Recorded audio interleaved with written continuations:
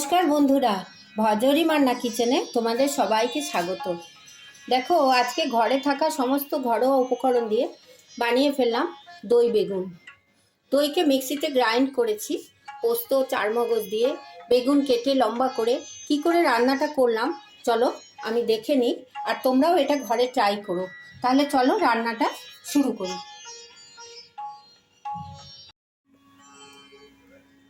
আমি দই বেগুন রান্না করার জন্য প্রথমে 3টে মাঝারি সাইজের বেগুন নিয়ে নিয়েছি।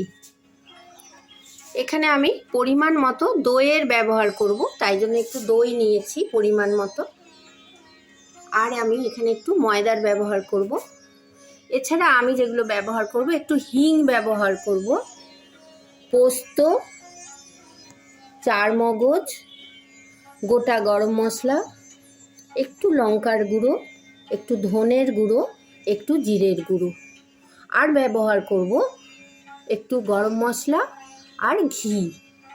এই সমস্ত উপকরণগুলো দিয়ে আমি চলো দই বেগুনটা কিভাবে রান্না করছি আমরা দেখে নিই। এখানে আমি বেগুনগুলোকে লম্বা লম্বা করে কেটে নিয়েছি, এরকম টুকরো করে। এগুলো তোমরা গোল গোল করেও কাটতে পারো, গোল গোল কাটলে ভাজতেও সুবিধে, কিন্তু লম্বা করার কারণ দেখতে খুব সুন্দর লাগে। যখন দইয়ের মধ্যে বেগুনটা যায় দেখতে খুব সুন্দর লাগে। আমি এখানে লম্বা করে কেটে নেওয়া বেগুনগুলোর ওপরে একটু নুন আর হলুদ দিয়ে দিলাম। এটাকে আমি ভালো করে মাখিয়ে 5 মিনিট ম্যারিনেট করতে ছেড়ে দেবো।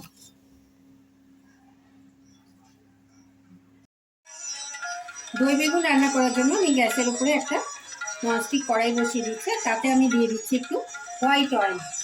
আমি এই রান্নাটা হোয়াইট অয়েলে করছি, যেহেতু বেগুনটা ভাজতে হবে একটু তেল লাগবে। আমি একটু তেল দিলাম, তেলটা খুব ভালো করে একটু গরম হতে দিলাম।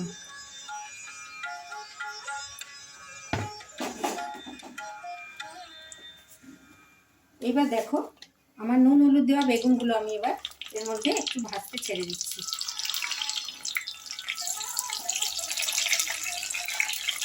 এই বেগুনগুলো আমি লম্বা লম্বা কেটেছি, তোমরা গোল গোল করেও কাটতে পারো। দই বেগুন অনেক রকমভাবে অনেকে করে, আমি আমার মতো করে তোমাদের সঙ্গে শেয়ার করছি। পরোটা বা লুচির সঙ্গে এটা খেয়ে দেখো, রুটির সঙ্গেও খুব ভালো লাগবে।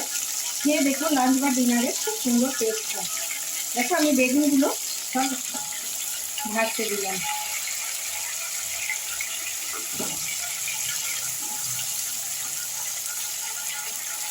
বেগুনগুলো একটু ভালো লাল লাল করে ভেজে তুলে নেবো। আমি একটু ঢাকা দিয়ে দিলাম যাতে বেগুনগুলো নরম হয়ে যায়।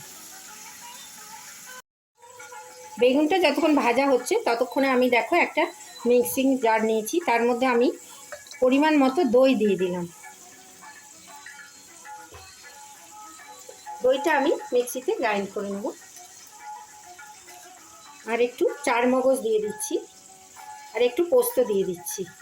এই উপকরণগুলো দিয়ে দইটা বাটলে গ্রেভিটা খুব সুন্দর হয়। আর অনেক সময় দইটা যখন আমরা ফেটাই তখন ওটা কেটে যাওয়ার ভয় থাকে, ছানা ছানা হয়ে যায়।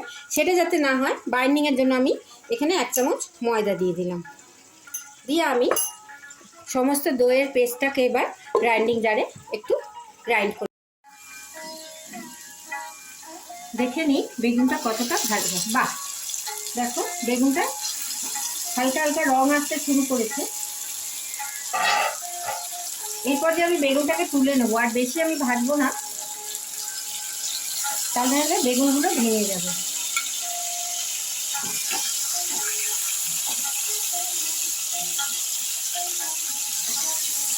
আমি সমস্ত বেগুনগুলোকে তেল ঝরিয়ে তুলে নিচ্ছি।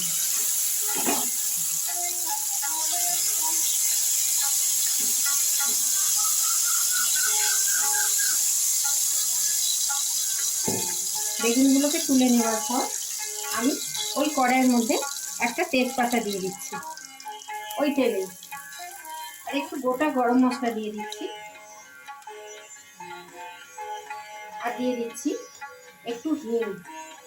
এই হিংটা কিন্তু দই বেগুনে ব্যবহার মাস্ট, তাহলে বেগুনের গন্ধটা খুব সুন্দর আসে। দেখো, আমি কিছুটা হিং দিয়ে দিলাম।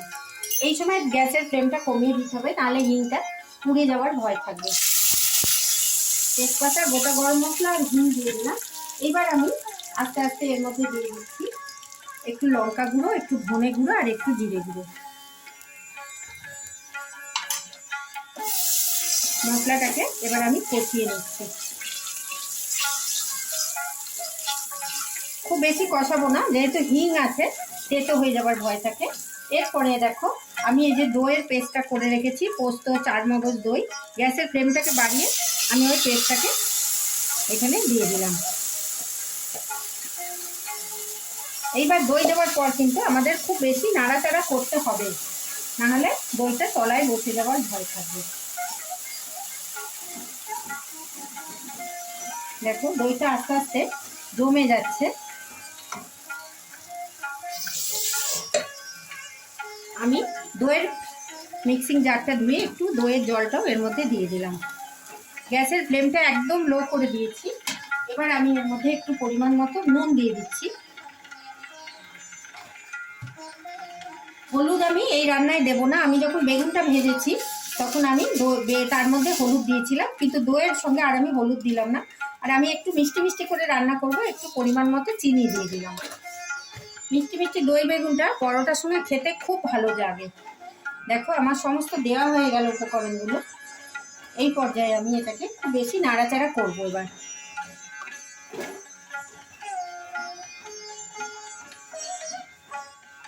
গোল গোল করে কেটে করলেও বেগুনটা ভাজতেও সুবিধা হয়, কিন্তু দেখতে ভালো লাগার জন্য আমি একটু লম্বা লম্বা করেই কেটেছি বেগুনগুলো।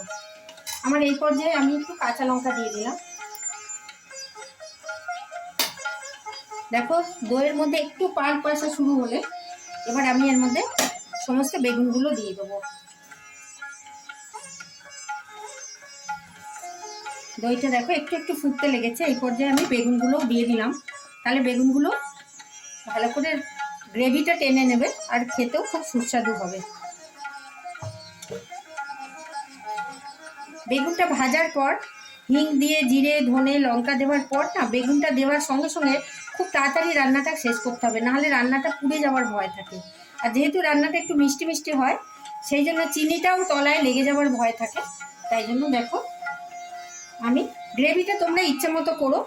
এটা এখন মাখো মাখো আছে, এটা যখন আমি গ্যাসটা বন্ধ করে দেবো, স্ট্যান্ডিং টাইমে রাখবো, একটু দেখো ফুটে উঠেছে, খুব সুন্দর একটা থিকনেস এসছে। গ্রেভি রাখার জন্য আমি আর বেশি এটাকে শুকাবো না, স্ট্যান্ডিং টাইমে রাখার পর এটা আর একটু টেনে নেবে। নামানোর আগে দেখো আমি একটু ঘি দিয়ে দিলাম আর একটু গরম মশলা দিয়ে দিলাম। ব্যাস, দই বেগুন রান্নাটা কত কম সময়, কত সহজভাবে দেখো ঘরে থাকা সব জিনিস দিয়ে আমি বানিয়ে ফেললাম দই বেগুন। দেখো গ্রেভিটা একটু ফুটে উঠেছে। এবার আমি গ্যাসের ফ্লেমটাকে বন্ধ করে 5 মিনিট স্ট্যান্ডিং টাইমে রেখে দই বেগুনটা একটা প্লেটে ঢেলে নিচ্ছি। দেখো আমি দই বেগুনটা কড়াই থেকে একটা প্লেটে ঢেলে নিয়েছি। দেখতে খুব সুন্দর হয়েছে, গ্রেভিটাও খুব ঠিকই হয়েছে। এটা তোমরা পরোটা, লুচি দিয়ে খেতে পারো। যদি আমার রান্নাটা ভালো লাগে তোমরা ঘরে ট্রাই করো, আর কমেন্ট বক্সে লিখে জানিও রান্নাটা তোমাদের কীরকম লাগলো। কোন বন্ধু কোথা থেকে দেখছো জানাতে ভুলো না। যারা আমার পুরনো বন্ধু তাদের অনেক শুভেচ্ছা ও ভালোবাসা জানাই, আর যারা আমার নতুন বন্ধু তাদের আমার চ্যানেলটাকে সাবস্ক্রাইব করার অনুরোধ রইল। সবাই খুব ভালো থেকো, সুস্থ থেকো, ধন্যবাদ।